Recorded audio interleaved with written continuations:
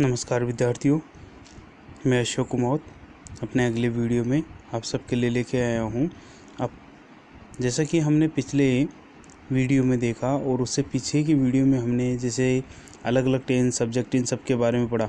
आज की वीडियो में हम टेंसों में ही आगे की पाठशाला को हमारी जारी रख रहे हैं।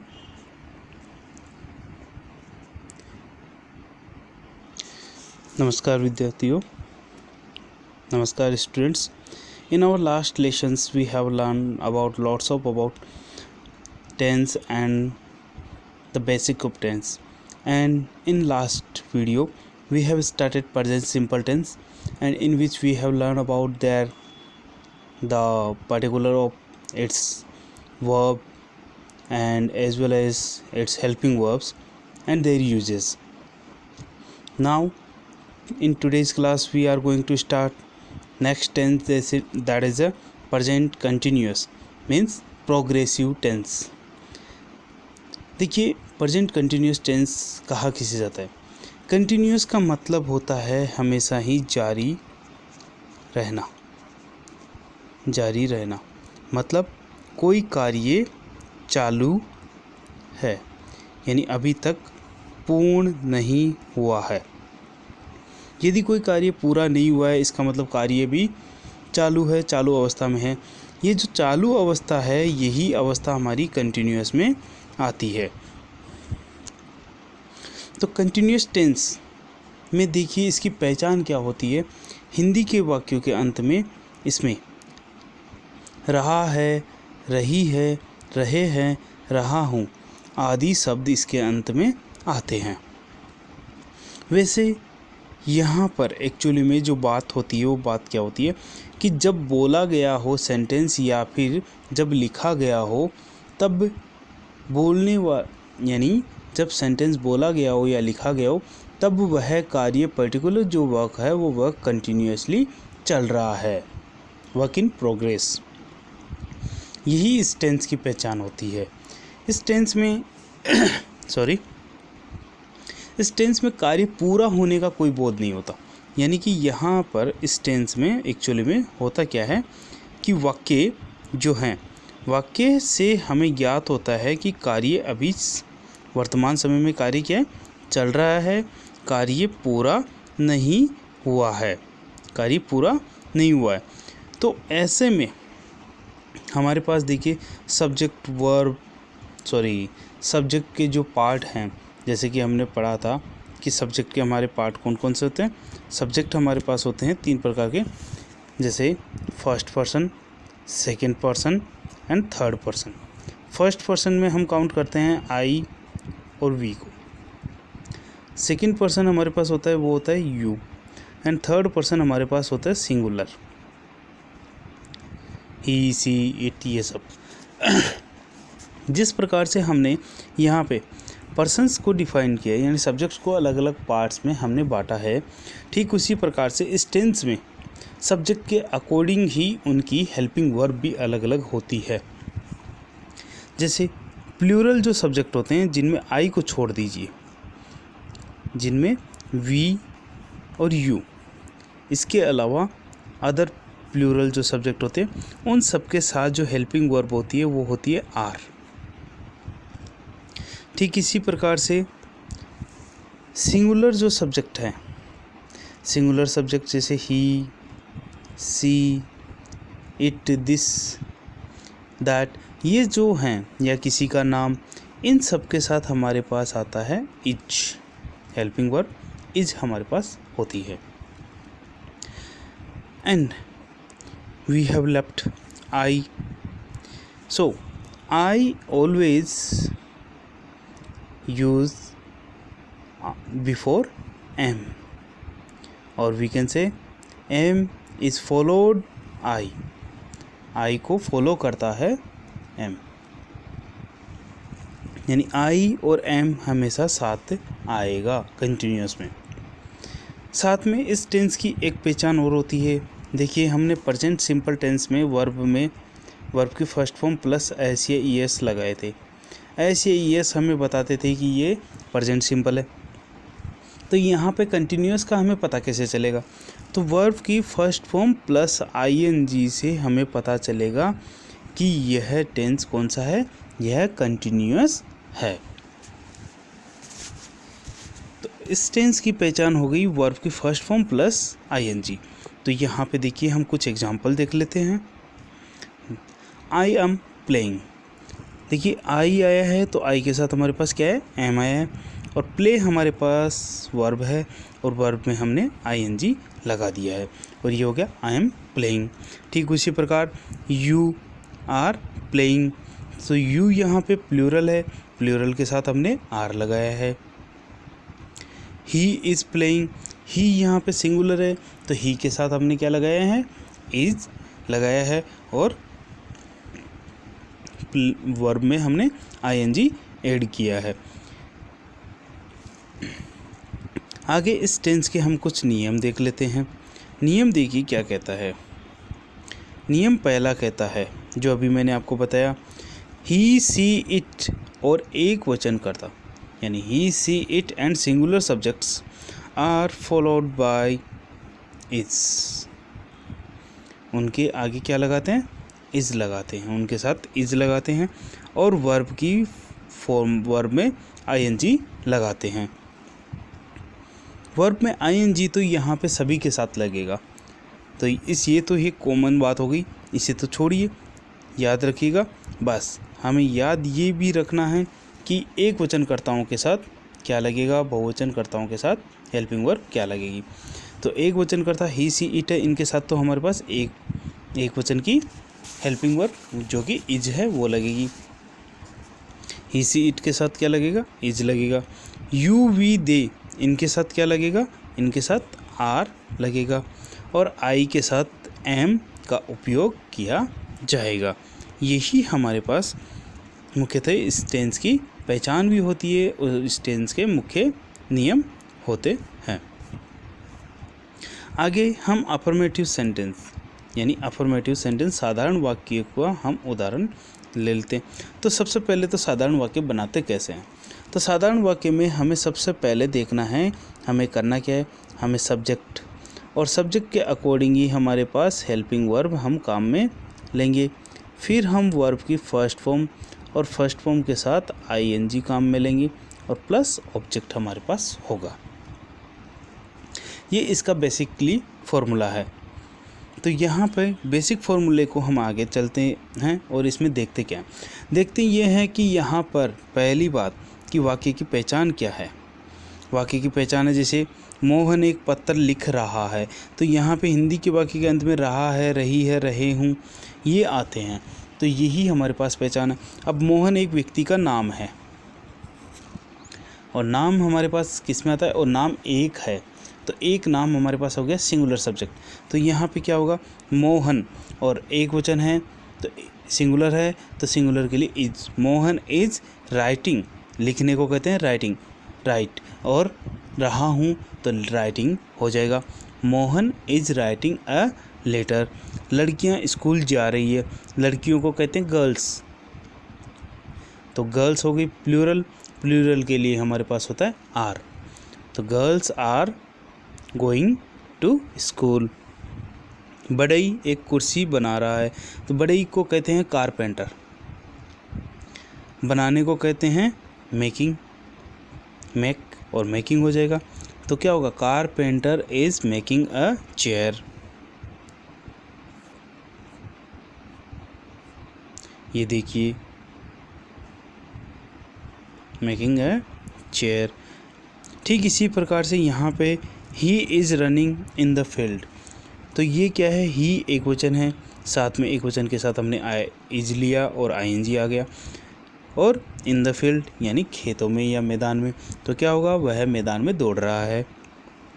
The boys are playing a football match, एक फुटबॉल मैच खेला जा रहा है लड़कों के द्वारा, तो क्या होगा, लड़के यहाँ पे बहुवचन है, तो बहुवचन के लिए हमने आर काम में लिया और वर्ब में हमने आईएनजी काम में लिया, तो क्या होगा, boys are playing football a football match. I am singing a song, मैं एक सॉन्ग गा रहा हूँ, तो यहाँ पे गा रहा हूँ तो गाने के लिए ing सिंगिंग और आई में है तो मे के लिए हमने एम काम में लिया है। तो यहाँ पे हमारे पास तीनों हेल्पिंग वर्ब के सेंटेंस है, इज का भी है, आर का भी है और एम का भी है। यही साधारण वाक्य हैं।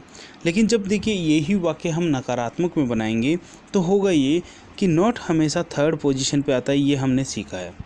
तो यहाँ पे थर्ड पोजीशन हो जाएगी इज के बाद वाली जगह। तो हमें करना क्या है, Mohan is not work writing a letter हो जाएगा, यानी हमें नोट लगा देना है। तो यहाँ पे हमारा जो फॉर्मूला है, फॉर्मूला क्या कहता है कि हमें सबसे पहले सब्जेक्ट और फिर इज एम आर, फिर नॉट और फिर वर्ब की फर्स्ट फॉर्म प्लस आईएनजी और फिर आगे ऑब्जेक्ट वगैरह वो सब लगाने हैं। तो यहाँ पे हमारे पास जो एग्जाम्पल है वो एग्जाम्पल देख लेते हैं। जैसे I am not reading a book, मतलब मैं एक किताब नहीं पढ़ रहा हूँ। तो आई के साथ एम हो गया, नॉट आ गया थर्ड पोजीशन पे और बाकी का एज इट इज़ हमारे पास रह गया। She is not playing with her doll, यानी वो अपनी डॉल के साथ नहीं खेल रही है। तो नहीं खेल रही है तो सी एक वचन है, सी इज़ नॉट, नॉट यहाँ पे नकारात्मक बनाने के लिए काम में लिया। ठीक उसी प्रकार से they are not going to the market, यानी वो मार्केट नहीं जा रहे। तो यहाँ पे नहीं आया है तो नहीं के लिए हमने नॉट लगाया है और बहुवचन करता है तो हमारे पास आर हेल्पिंग वर्ब आ गई है। आगे हमें इंट्रोगेटिव सेंटेंस बनाने हैं, इसके जैसे हमने प्रेजेंट सिंपल में बनाए थे। तो इंट्रोगेटिव सेंटेंस के देखिए यहाँ पे जो भी नियम हैं उन नियमों को मैं एक बार आपको प्रीफेस करवा देता हूँ। हमेशा होता क्या है कि जब इंट्रोगेटिव बनाते हैं तो हेल्पिंग वर्ब आ जाएगी पहले, फिर हमारे पास सब्जेक्ट आ जाएगा और फिर वर्ब की फर्स्ट फॉर्म प्लस आईएनजी आ जाएगी और फिर हमारा ऑब्जेक्ट आ जाएगा और एंड में क्वेश्चन मार्क आएगा। यही हमारा क्वेश्चन मार्क ही हमें बताता है कि ये इंट्रोगेटिव है या नहीं है। तो यहाँ पे पहली चीज़, एक वचन करता है तो इज हमारे पास पहले आ जाएगी, बहुवचन करता है तो आर हमारे पास पहले आ जाएगा और यदि कर्ता हमारा खुद मैं हूँ तो मैं के लिए एम पहले आ जाएगा और बाकी की चीज़ें एज इट इज चलती रहेंगी और साथ में एंड में क्वेश्चन मार्क आएगा फुल स्टॉप की जगह। तो इसमें एक्चुअली में कहा क्या गया है, देखिए बाकी की चीज़ें जैसे वर्ब में आईएनजी लगाना वो सब as it is same to same रहता है, उसमें कहीं कोई दिक्कत नहीं आती। ठीक उसी प्रकार जैसे कि हमने कहा था कि जो प्रेजेंट सिंपल में हमने पढ़े थे कि how many, how much, whose, वो यहाँ पर भी हैं। अब इनके साथ क्या है, हुज के साथ संबंधित जो नाउन भी हैं वो भी हमें लगाने होते हैं। जैसे कि किसी का नाउन मतलब किसी का नाम, नेम इज़ नाउन, ये हमने पुरानी क्लासों में बहुत पहले पढ़ा था, लगभग 3-4 साल पहले। तो नेम इज़ नाउन, तो नेम इज़ नाउन वो हमें यहाँ पर भी यूज करना होता है इनके साथ। अगर पर्सनवाचक सब्जेक्ट में हमारे पास हु यानी WHO, हु वर्ड आए, कौन आए, तो वहाँ पे हमें हु की इंग्लिश यानी हु को इंग्लिश में ट्रांसलेट सबसे पहले करना होगा। फिर इसके बाद ही हमें इज एम आर जो है हमारी हेल्पिंग वर्ब वो लगानी होगी। यानी कहने का मतलब WH वर्ड क्वेश्चन मार्क वालों में भी पहले आएगा, फिर उसके बाद हेल्पिंग वर्ब आएगी। और यदि नेगेटिव सेंटेंस हमें बनाना है तो नेगेटिव में क्या होगा कि जो मुख्य क्रिया है यानी हेल्पिंग वर्ब हमारी है, मुख्य क्रिया से पहले हमें ये चीज़ लगानी है। यानी हमारे पास जैसे हेल्पिंग वर्ब आ गई, हेल्पिंग वर्ब के बाद में हमारा सब्जेक्ट आ गया और थर्ड पोजीशन पे हमारे पास नॉट आ जाएगा।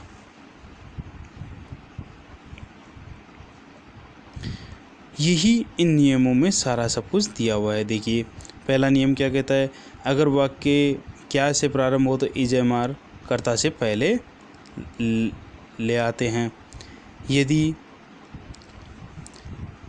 पर्सनवाचक शब्द हो जैसे कि how many, how much, whose, तो इनके साथ जो नाउन है वो नाउन भी आएगा।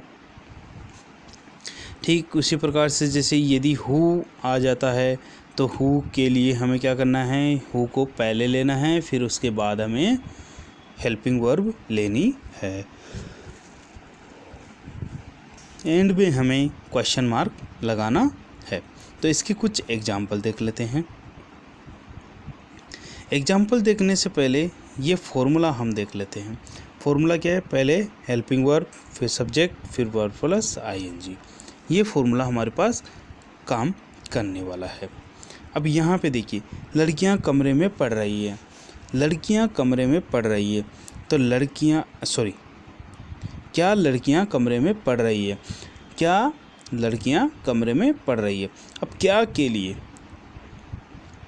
यहाँ पे हमारे पास हाउ मच, हाउ मेनी, इनमें से तो कुछ भी नहीं है, सीधा क्या है। तो क्या के लिए हम क्या लेंगे, सीधा हेल्पिंग वर्ब को ले लेते हैं। तो लड़कियाँ बहुवचन है तो हेल्पिंग वर्ब हो जाएगा are girls reading in room. देखिए answer, are the girls reading in the room. ये हमारे पास हो गया, आर हमने पहले ली, फिर गर्ल्स आ गया, रीडिंग आ गई और इन द रूम हो गया, एंड में क्वेश्चन मार्क हो गया। Is the sun rising in the sky.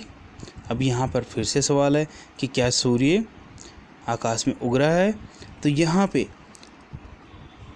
Is हमने पहले लिया है, फिर the sun rising in the sky. ठीक उसी प्रकार से एम का यदि हम एक एग्जाम्पल लें तो am I not writing a letter, क्या मैं एक पत्र नहीं लिख रहा हूँ। ठीक उसी प्रकार से यदि हम यहाँ पे डब्ल्यू एच वर्ड वाला ले, वाई, डब्ल्यू एच वर्ड है वाई, क्यों। तो क्यों हमारे पास क्या से अलग है, तो क्यों का हमने सबसे पहले बनाया, क्यों के लिए हो जाएगा वाई। आर हेल्पिंग वर्ब हमने डब्ल्यू एच वर्ड के बाद में ली, are you going there, why are you going there, तुम वहाँ क्यों जा रहे हो। ठीक उसी प्रकार से जैसे हो जाए तो हुज के लिए हमारे पास आया था how much, how many, huge, इनके लिए हमें जो नाउन है वो नाउन भी इनके साथ लेना होगा। तो whose book is he reading now. तो एक्चुअली में हमारा जो सेंटेंस है वो सेंटेंस तो यहाँ से ही बन रहा है, इज ही रीडिंग नाउ, क्या वह पढ़ रहा है। लेकिन पूछा ये गया है कि वह किसकी किताब पढ़ रहा है, तो वह किसकी किताब पढ़ रहा है, तो whose book is he reading now, वह अब किसकी किताब पढ़ रहा है। ठीक उसी प्रकार से जैसे वॉट आया है, तो वोट में देखिए what are you doing in the room, तो what are you doing in the room, W H word पहले आया है, फिर आ रहा है, हेल्पिंग वर्ब आई है, फिर सब्जेक्ट आ गया, फिर वर्ब प्लस आईएनजी आई है। ठीक उसी प्रकार से जैसे हाउ मैनी, तो हाउ मैनी में देखिए हाउ मैनी पहले आया है, लेकिन जो नाउन है वो हाउ मैनी के साथ आया है। How many girls are taking part in the drama, drama में कितनी लड़कियां ड्रामा में भाग ले रही है। डब्ल्यू एच वर्ड वाला देखिए who is beating your servant, आपके नौकर को कौन पीट रहा है, तुम्हारे नौकर को कौन पीट रहा है। तो आपके तुम्हारे नौकर के लिए हु इज यानी कौन के लिए हु आया, हु के साथ हमने इज काम में लिया। क्यों, क्योंकि यहाँ पे सर्वेंट अकेला है, यहाँ पे तुम्हारी बात नहीं हो रही है, तुम्हारे नौकर की बात हो रही है। तो नौकर की बात हो रही है तो यहाँ पे हमारे पास सर्वेंट जो है वो इनडायरेक्ट सब्जेक्ट है।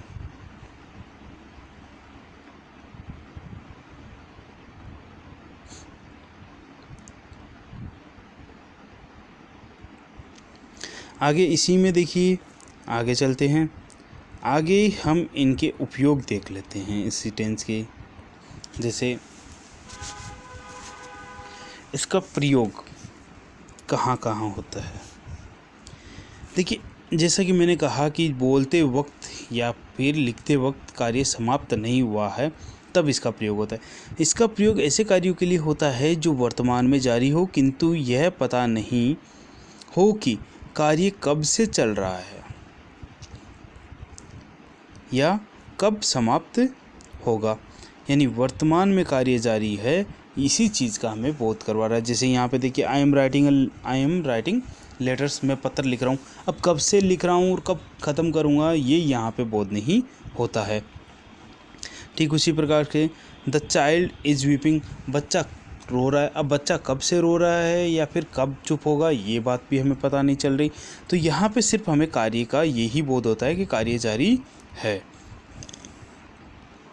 ऐसे कार्यों को बताने के लिए जो कि वर्तमान में चलते हुए लगे, परंतु यह आवश्यक नहीं कि बोलते समय भी चल रहे हो। यानी कहने का मतलब ये है कि हमें ऐसे कार्य का बोध होता है जो कि वर्तमान में चलता हुआ तो लग रहा है, लेकिन अब जब बोला जा रहा है तब नहीं चल रहा हो। जैसे आपसे अक्सर आप लोग शादी ब्याह में चले जाते हो तो आपसे कहते हैं आप क्या कर रहे हो, तो आप कहते हो पढ़ाई कर रहे हैं। लेकिन क्या आप शादी में भी पढ़ाई कर रहे हो? क्या आप शादी में पढ़ाई नहीं कर रहे हो? तो वहाँ पे तो आप मस्ती कर रहे हो, तो कभी इधर भाग रहे हो तो कभी उधर भाग रहे हो, तो वहाँ पे आपकी पढ़ाई नहीं हो रही होती है, पढ़ाई आपकी स्कूल में हो रही थी। लेकिन एक्चुअली में आपका जो मुख्य फर्स्ट जॉब है वो जॉब है आपका स्टडी। तो फर्स्ट जॉब जो स्टडी है वो स्टडी आपकी अभी जारी है, इसीलिए आपका आंसर होता है कि हम पढ़ाई कर रहे हैं। तो यहाँ पे क्या है, आई एम लर्निंग ड्राइविंग। अब जैसे कि ये कह रहा है कि मैं क्या सीख रहा हूँ, मैं गाड़ी चलाना सीख रहा हूँ। तो अब जब बोल रहा है तब थोड़ी चला रहा होगा, शायद गाड़ी चलाने का काम ये लगातार कर रहा है। I am reading the 5 points someone, यानी बाई चेतन भगत, यानी चेतन भगत के द्वारा एक किताब लिखी गई थी जिसका नाम था 5 पॉइंट्स ऑफ समवन। तो ये शायद कोई व्यक्ति है जो रोज़ एक एक पेज या फिर एक एक लेसन उस किताब में से पढ़ रहा होगा। तो यदि कोई उससे पूछ रहा है आप कौन सी किताब पढ़ रहे हो, तो मैं ये किताब पढ़ रहा हूँ। अब जब बोल रहा है तब तो शायद नहीं पढ़ रहा होगा।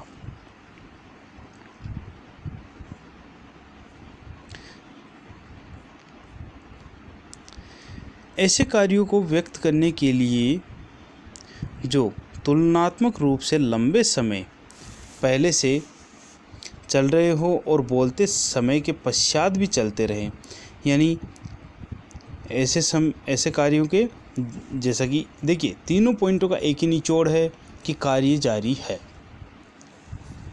अब वर्तमान में जारी है या नहीं है इसका कोई बोध नहीं होता, लेकिन कार्य जारी है। जैसे we are writing a book these days, इन दिनों हम किताब लिख रहे हैं। अब इन दिनों तो आप किताब लिख रहे हो, लेकिन क्या अभी लिख रहे हो? नहीं ना, लेकिन इन दिनों लिख रहे हो। तो ये क्या है, ये हमें कार्य जारी रहने का बोध है। जैसे the country is facing a financial crisis these days, यानी देश आजकल आर्थिक दृष्टि से कमज़ोर, यानी आर्थिक फाइनेंशियल क्राइसिस हम कह सकते हैं मंदी के दौर से गुजर रहा है। तो हालांकि गुजर रहा है, लेकिन रोज़ गुजर रहा है कि नहीं, लेकिन आज जो होता है उसका असर फ्यूचर पे पड़ता है। तो यहाँ पे एक्चुअली में जो बात कही गई है वो बात क्या कही गई है कि कार्य जारी है, मंदी का दौर जारी है।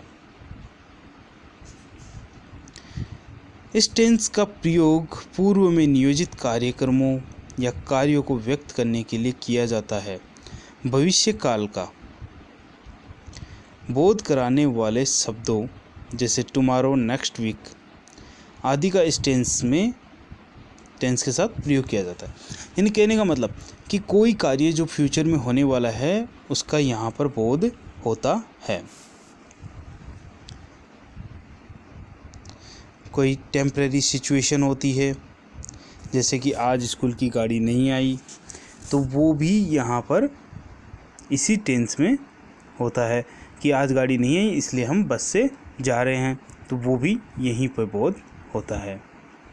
नेक्स्ट है जैसे कि कोई ऐसी चीज़ें जो कि हमारे जैसे चेंजेस, ट्रेंड्स, डेवलपमेंट्स, प्रोग्रेस, कहने का मतलब ये जो सभी चीज़ें हैं वो कंटिन्यूअस का ही सिनोनिम है। तो ये जो कंटिन्यूअस के सिनोनिम है ये सब शब्द भी हमारे पास क्या होते हैं, प्रेजेंट कंटिन्यूअस में ही काउंट होते हैं। जैसे यहाँ पे देखिए example, your hand writing is improving. अब आपकी हैंड राइटिंग इम्प्रूव हो रही है, इसका मतलब अभी हुई नहीं है, हो रही है, कार्य जारी है। साथ में किसी कार्य को झलझलाहट यानी कोई कार्य करते वक्त जब परेशानी होती है तो ऑलवेज का भी हम प्रयोग करते हैं। तो ऑलवेज भी यहाँ पर क्या है, तो ऑलवेज शब्द भी कंटिन्यूअस का ही है। देखिए विद्यार्थियों, इन्हीं के साथ आज हम प्रेजेंट कंटिन्यूअस को आज की क्लास को यहीं समाप्त करते हैं। लेकिन आपको स्लाइड्स में कुछ ऐसे वर्ड्स भी दे रहा हूँ जो कि इस टेंस की पहचान के लिए आपके लिए बहुत ज़्यादा उपयोगी होंगे। तो इन वर्ड्स को भी आप तैयार करके रखिए, इन वर्ड्स को भी आप देखिए, ये वर्ड्स ही आपकी पहचान करवाएंगे। Thank you students.